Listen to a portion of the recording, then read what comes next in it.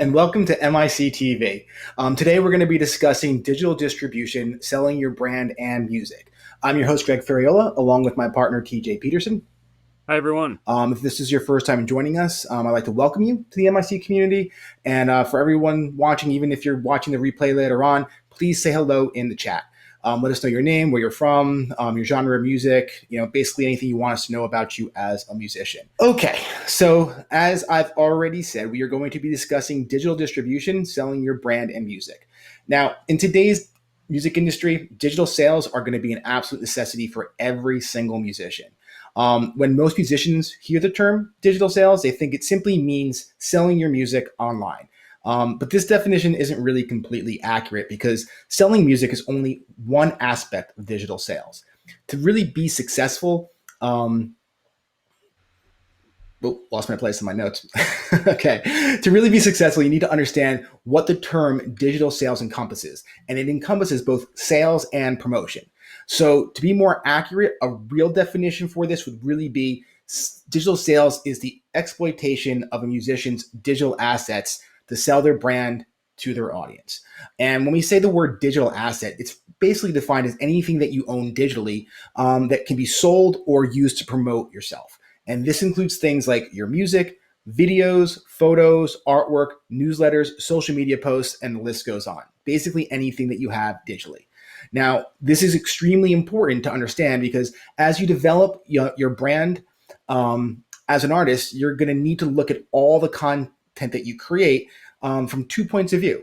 From the brand point of view, meaning how I'm going to use this content to sell myself as an artist to a group of people, and then second, from the sales point of view, meaning how am I going to use this content to sell a product or event. Now, we've discussed this before, but most artists being a salesperson doesn't really come naturally. I mean, you're a creative person out there. You love writing music, but when it comes to actually selling it, there's really, a big disconnect between those two things. And for everyone, not everyone's a natural salesperson. But as we get into today's topic, we're going to show you ways to use your music as a marketing tool to help you and your music be sold and the events that you're going to be using to connect with your audience. And hopefully at the end of today's talk, you'll begin to see music sales in a very different light. So next up, we're going to give you a brief presentation on digital distribution, which should take between 15 and 20 minutes. It's a little bit longer than our normal ones, but I think that's because TJ and I have been doing digital music for a long portion of our careers. And during this presentation, what we're going to basically give you is we're going to show you how to distribute music on services like iTunes and Spotify, but we're also going to be discussing the value your music has as a sales versus promotional item. Now, again, TJ and I have worked in digital distribution for a long time, and we know just about everything there is to know about it, but we're not going to go crazy with all the technical details and bore you. We're just going to tell you exactly, as always, the things that you need to know to be successful. So if you're ready, let's dive in. All right. So before you begin to distribute your music digitally, you need to first understand the value that your music has. Now, so your music has both financial and promotional value. Now, some musicians have a hard time using their music for promotional purposes, especially when that means giving away their music for free. Now, these musicians have a hard time because they only see the financial value of their music in the form of album sales. Now, historically, a musician's success has been based on album sales. The more albums you sell, the more successful you are. However, in today's music industry, this way of thinking is completely outdated because the success of any business is based on how much total money it can generate.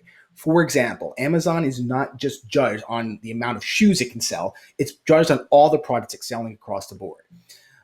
So if you want to judge the success of an artist, then you need to include the money they generate from all their revenue streams. This includes live shows all the way to crowdfunding. And once you can view your success like that, then you're going to see that everything that you create has equal value. For example, giving a song away to collect an email address, if that means a fan buying an album and merchandise, then that's worth it. If you're going to be using a YouTube video of a cover song to drive people to your Patreon page, that's another way that you can use your assets. Facebook posts, to promote a live show and selling tickets, that's another whole way. So as a business person, you need to be able to emotionally separate yourself from your music. This will allow you to focus on maximizing each song's value. And as a musician, TJ and I want to sympathize because we get it. It's not easy to do. You sit down, you get the inspiration for a song, you write it, put all the time it takes to record it, spend all the money. The last thing you want to do is give it away for free, but you're not giving it away for free. You're giving it away to collect email addresses and to build a relationship with your audience. And that is immeasurable as you continue to build that relationship. You're going to continue to sell them different things.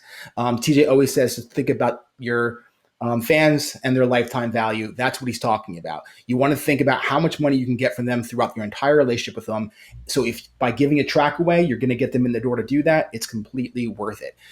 In today's music industry, marketing money is a lot. You can spend a lot of money on advertising. So be able to record a song and use it for marketing, completely worth the investment.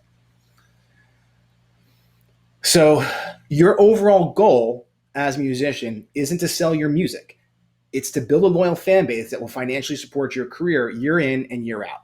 Now, attracting fans and keeping them engaged with your career will require you to give away a certain amount of digital content. So your first goal will be to learn what kind of digital content your fans want. For example, music, videos, photos, copies of your lyrics, whatever. You have to figure out what it is that they're interested in. Then you need to find the balance between how much you need to give away versus how much you can sell. The trick is to always make your fans feel like they're getting more than what they paid for. Now, when it comes time to sell your music digitally, we first and foremost recommend developing a direct-to-fan sales relationship through your website. But your music also needs to be available on music platforms, or what are called digital service providers, or DSPs. Now, a digital service provider is any platform that will take a cut of your sales. For example, services like iTunes, Spotify, and Pandora are all examples of digital service providers. Now, when you're using a DSP, you need to know whether that service has more financial or promotional value. So we're going to go over each type. Now, the first are download sites, and this includes services like iTunes and Amazon. Now, download sites have more financial value and not a lot of promotional value. Now, when you're selling your music through these services, they typically will take a 30% cut of sales. And simply put, these stores have more financial value because you earn more money from an individual download than you ever will from a stream. But again, these services have very little, if any, real promotional value. They don't share customer data, so you don't. So if you sell a ton of music through their store, it's not possible to get return customers. And that's the big thing with these types of download sites. Now, the next type of service are streaming and subscription services.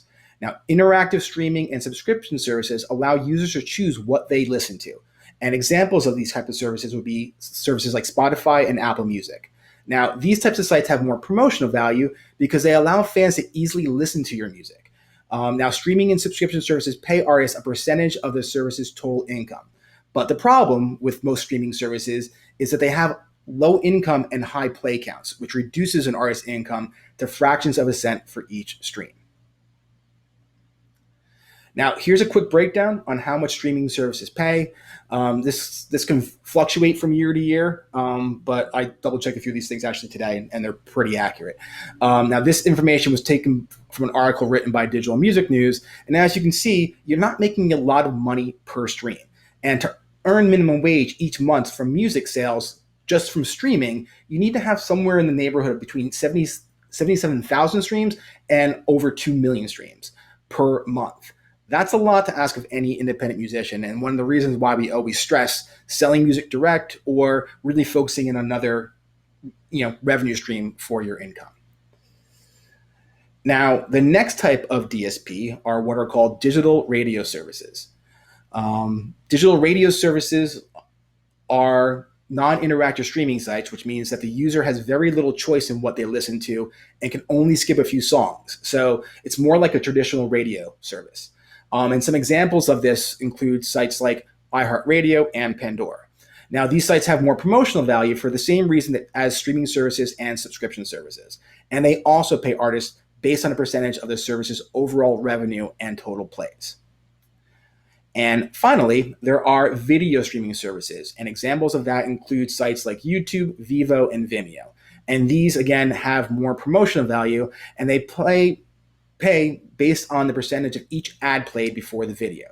So, as you can see, the majority of the DSPs that are out and available for musicians today are best used to promote your music with the hope of being discovered by new fans. Which brings us to sales coverage. Now, if it's financially better for you to sell directly to fans, then why should you let your fans buy your music on iTunes or stream it on Spotify? The answer is sales coverage. Now, sales coverage simply means where you have your products available for sale, specifically which territories and stores your products are in. For example, in your music worldwide on iTunes, Amazon, and Spotify.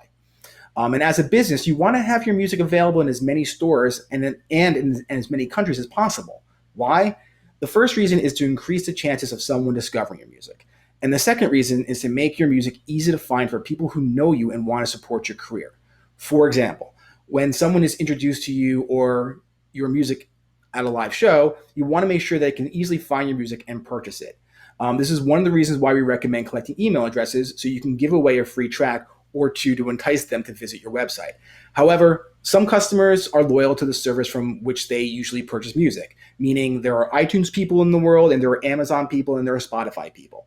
And there are customers that may not feel comfortable buying from your website, or they might just want to buy it from you and from a store they've already recognized or they registered for.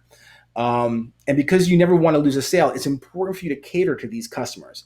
By having your music available in as many places as possible, and by letting your fans know where your music can be found, you'll maximize both your revenue and promotion. But again, your goal is to try to sell to them directly through your website.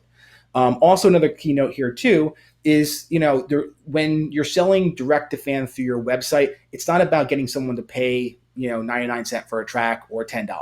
It's about setting the album or track for pay what you want. We recommend that to all of our artists, and you can do that through a website service like Bandzoogle, or if you're primarily on a site like Bandcamp, they have that feature too. And the reason why you do this is, musicians that really love you and want to support you are typically going to pay more than just the minimum amount for your album. So you want to be able to do that.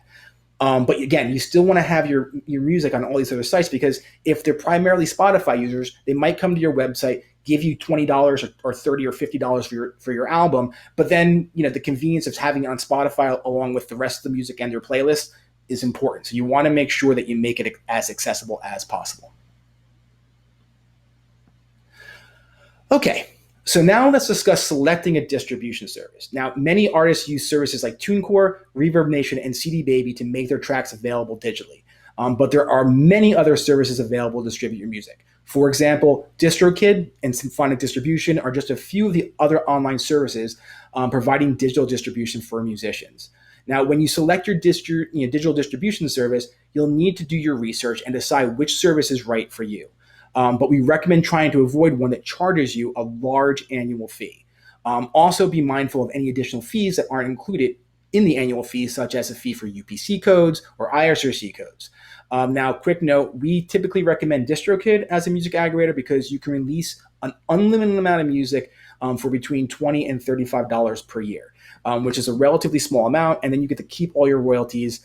And there aren't additional fees like UPC costs or ISRC costs.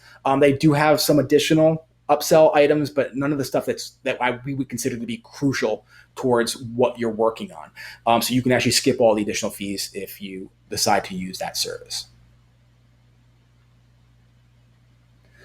Now, when selling your music digitally, it's important that you understand the difference between audio formats and the basic information required when submitting your music's metadata. Now, here are a few standard audio formats you should be aware of. Now, uncompressed files include things like WAV files, AIFF, and FLAC. Now, uncompressed files provide the best sound quality, so try to use uncompressed files whenever possible when you're putting your music online. On the flip side, there's compressed files, which include things like MP3s, AAC, and WMAs. Now, compressed files have smaller file size, and you're able to embed information in the file, like metadata and cover art, through a process called ID3 tagging. Now, when distributing your music digitally, you're going to use uncompressed files, like typically WAV files. And if you provide music files in your EPK for things people like your music reviewers, you're going to typically use MP3s, as you're going to want to have those files contain the metadata for your music, and again, including your cover art. And the metadata, if you're unaware, is simply the information pertaining to a track and album. It includes information like your track title, album title, artist, duration, track number, disc number, and anything else that you want to be able to relay to the person downloading the track. Now, every album will have a UPC, or what is called a universal product code, and this is used to track album sales. The UPC is essentially the barcode that you see on physical CDs or any other music type of product like vinyl. Every track, when it comes to tracks, every track will have a UPC and an ISRC code. An ISRC code is used to track sales for every individual song, and it's a key part of the metadata. Now, the track's UPC is simply used to track which album the song belongs to, but the ISRC is really where the tracking comes from. So you want to be sure to add the albums and tracks metadata to the files where you store your music on your computer, so that you have a written reference in case you need it. And this will come up from time to time, so just be mindful of that. All right, now let's briefly go over the general purpose for releasing your music. Now, the first thing you need to do, so not purpose, but process for releasing your music.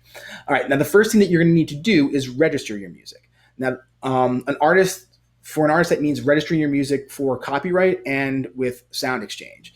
And as a songwriter, it means registering your music for copyright and registering your song with your performing rights organization to collect your performance royalties, with your publishing administrator to collect, and also with your publishing administrator to collect your international royalties. That's really important. Oh, I skipped ahead by accident. Sorry about that. Now, you want to note here, if you're both a songwriter and an artist, you're going to need to register your music only once, with some of these organizations. And then if you're going to register for copyright, you need to make sure that you're registering it twice. You want to make sure that you're registering your song, the actual, lyrics and everything, and then the recording of the music as an artist. That's an important part. You don't want to just do one or the other. You need both to have the song fully protected. So the next thing you want to do when you're releasing your music digitally is you want to have everything organized on your computer for easy access. For distribution purposes, you're going to need audio in WAV file format, cover art as a JPEG, typically 2400 by 2400 pixels. That could increase over time, so just check with your distribution service. The art is also typically 300 dpi, and the mode is RGB. You're also going to need your track list, the UPC, which is provided by your distributor or your aggregator, your ISRC, which is also provided by your distributor / aggregator, and the copyright info. And when we say copyright info, basically what you're going to be putting in there is who owns the song. If it's you, it's just going to be your artist name or your legal name and the year in which it was released. In addition to those items on your computer, you should also store your song lyrics, music videos, and MP3 versions of your songs. To be super organized, it's important. Just everything that has to do with that album or track, you want to put in one area, because as projects and things come up or press comes up, having everything organized, neat, where you can find it easily is just a real time saver and will help you better communicate and find your stuff as needed. Okay, next on the digital checklist, you want to select your pre-order and your release date. Now, your pre-order date should begin at least 2 weeks to 1 month prior to the release date to allow you time to promote your song. And then once you know the schedule for your release, you then want to upload your music to your music aggregator / distributor, which is important to make sure that you get it out in time to get it up for the release. And then after your music has been submitted, you'll want to submit your single to playlists via Spotify for artists. Now, some key points to note when submitting to Spotify or editorial playlist: for each EP and album, you may only choose one song. So you want to choose a best single from your album to submit. And you must submit your single for playlist consideration at least 7 days prior to your release date. This is important. If you're doing things last minute and you're not going to make that date, you might want to consider pushing it back to allow you time to make your submission. Also, as a result, we recommend submitting your song, maybe even a month in advance, to allow time for your song to be reviewed by Spotify's team. And that's done by actual people. It's not an algorithm or anything else. They have actual people in rooms reviewing and making their recommendations as to whether or not you get on a playlist. So that's really important to know. Because the other thing that we recommend is when you're submitting these things is to include a story about the song. Because when you're pitching to a human being, the context you put it in will have an impact, in addition to obviously how good the song is. So you want to make sure that you do that and put it into context to have a more emotional impact and increase your chances of getting it on a playlist. Okay. So the next thing after you get past the playlist is you need to upload your music to your website store. And then once you do that, you can then create your promotional newsletter and social media post. This promotional content should tell the story again behind your release and focus on driving traffic to your site where fans can pre-order or buy your music. And as part of that process, you may want to create promotional music videos for your social media channels to support your release. You really should have videos in general.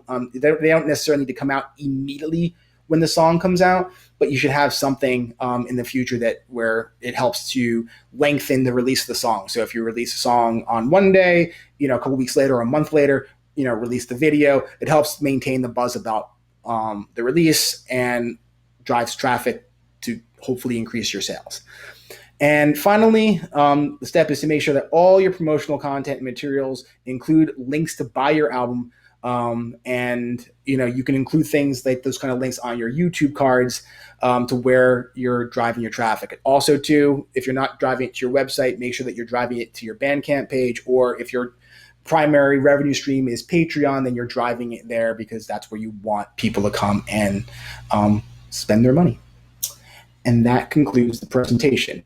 So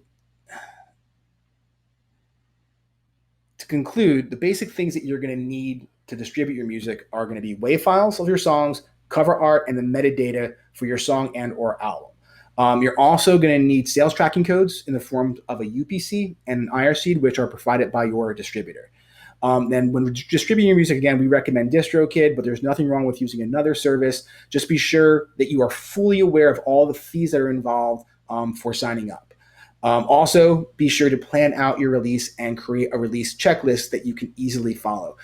This is something that will work well for you in the future. And as you go through, remember, always test out what is working and what's not working. So if you go through release once and you find that, hey, your audience release responded to these things, then you want to make sure that you add that to your permanent release checklist so that you do it for all future releases. And then for each release, you want to experiment and try different things to see if you can find ways to make each release more and more successful. Also, be sure that you understand all the fees involved, again, for signing up, and be sure to plan out your release. And I just went over that. I got a little lost in my notes. Apologies. All right. And finally, the main point I want to stress, and TJ wants to stress, is digital distribution involves more than simply getting your music onto digital stores. It's really about developing a direct-to-fan sales relationship through your website, which is created by using your music as a marketing tool to capture your audience's email so that you can continually sell to them throughout your career. Because when you send people to Spotify, you're not helping build your business, you're helping Spotify build theirs. All right, so I think we're going to conclude for today. Everyone have a great day, and we're always here to help you if you need it. Thanks for watching. If you're truly serious about building a professional music career, then I recommend learning how to be successful by watching our video, How DIY Musicians Become and Stay Successful. You can find the link for it in the description below. It's filled with great information, and we even give you a free gift for watching. So you really can't go wrong. Anyway, check it out today, and please don't forget to subscribe.